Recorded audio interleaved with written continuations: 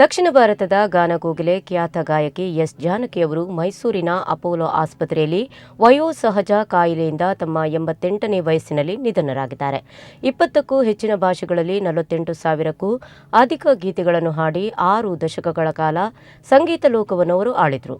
ತಮ್ಮ ಮಾಧುರ್ಯಭರಿತ ಧ್ವನಿಯಿಂದಲೇ ಕೋಟ್ಯಾಂತರ ಕನ್ನಡಿಗರ ಹೃದಯದಲ್ಲಿ ಶಾಶ್ವತ ಸ್ಥಾನ ಗಿಟ್ಟಿಸಿಕೊಂಡಿದ್ದ ದಕ್ಷಿಣ ಭಾರತದ ಗಾನಕೋಗಿಲೆ ದಂತಕತೆ ಎಸ್ ಜಾನಕಿ ಇನ್ನಿಲ್ಲ. ತಮ್ಮ ಮಾಧುರ್ಯಭರಿತ ಧ್ವನಿ, ಅದ್ಭುತ ಭಾವ, ಅಭಿವ್ಯಕ್ತಿ ಹಾಗೂ ಸ್ವರ ಬದಲಾವಣೆಯ ಮೂಲಕ 6 ದಶಕಗಳ ಕಾಲ ಭಾರತೀಯ ಚಿತ್ರರಂಗವನ್ನು ಆಳಿದ ಜಾನಕಿ ಅಮ್ಮನ ಸಂಗೀತ ಸಾಮ್ರಾಜ್ಯದ ಒಂದು ಸುವರ್ಣ ಯುಗ ಅಂತ್ಯಗೊಂಡಂತಾಗಿದೆ. ಕನ್ನಡದಲ್ಲಿಯೂ ಬಹಳಷ್ಟು ಹಾಡನ್ನು ಹಾಡಿದ್ದ ಎಸ್ ಜಾನಕಿಯವರು ಕರ್ನಾಟಕದಲ್ಲೂ ಮನೆ ಮಾತಾಗಿದ್ದರು. ಕರ್ನಾಟಕ ರಾಜ್ಯ ಪ್ರಶಸ್ತಿ ಸೇರಿದಂತೆ ಭಾರತದ ಅತಿ ಉನ್ನತ ನಾಗರಿಕ ಪ್ರಶಸ್ತಿಯಲ್ಲಿ ಒಂದಾದ ಪದ್ಮಭೂಷಣ ಅವರು ಪಡೆದಿದ್ದಾರೆ.